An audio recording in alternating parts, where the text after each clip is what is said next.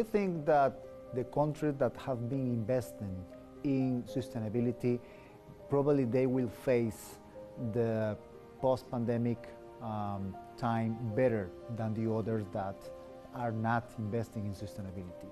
We think also that the businesses that they are having or seeing sustainability not just like something to promote themselves saying I'm sustainable, but really living sustainability, they are going to be absolutely better.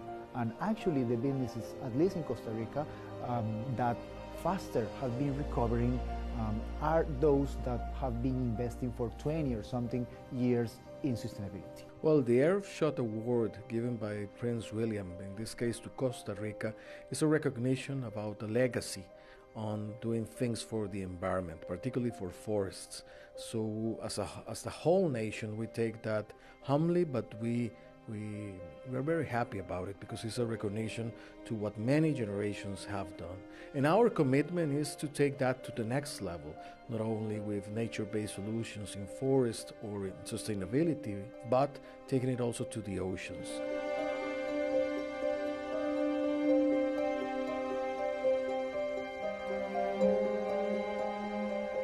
60% of our country has to be covered by forests, and as of today we have 72% cover, and that is the law. And then also another very specific law in terms of environment preservation is mountaineering above 6,000 meters is banned. You know, I mean, it's such attractive. I mean, people want to come and climb a mountain. I mean, they are willing to pay a lot of money for that. But we said no. I mean, for Bhutan, for us, it is the gross national happiness. I mean, that is our development philosophy, which is the middle path. We don't have to go for total exploitation of our resources. A very unique pricing policy, and that is for sustainability actually, because all along we have been saying Bhutan is not for mass or over tourism. We were never after number.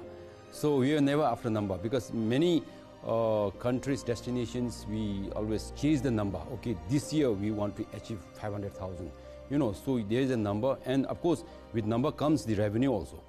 We have been following more or less for last 50 years a very unique tourism policy wherein all the so-called the post-COVID tourism practices or a tourism in a new normal, this we have been implementing for the last 50 years. So in terms of policy changes, even in practices, we feel at least in Bhutan we don't have to do much of a change. But maybe small tweaking, like for instance, pre-COVID, we have been actually promoting group tourism and mainly to reduce the carbon footprints. But now, post-COVID, maybe that is one change wherein we will be also now allowing or promoting individual free travels, and mainly because of the new trend.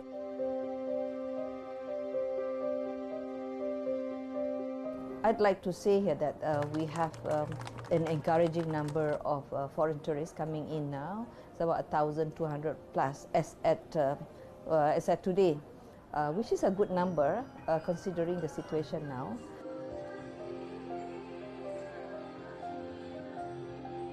And also, we are not asking for PCR, which someone can say this is very dangerous, but tourism have been showing since August of 2020 that the tourism activity is not the focus of contagious of COVID.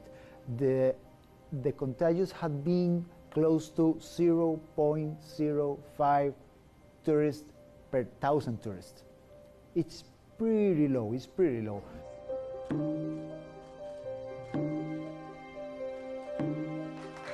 We can distinguish between what pandemic, the COVID-19 pandemic had done to the country and of course the other parts of the world as well.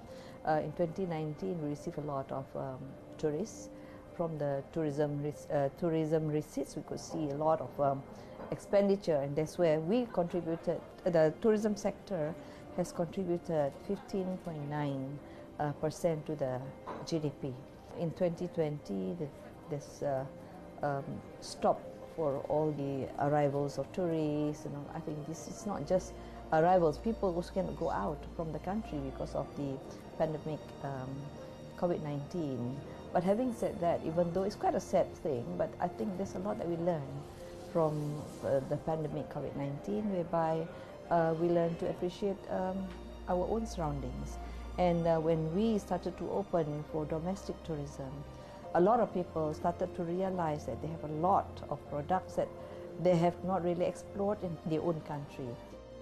Like in 2018, we got about 2.4 million tourists.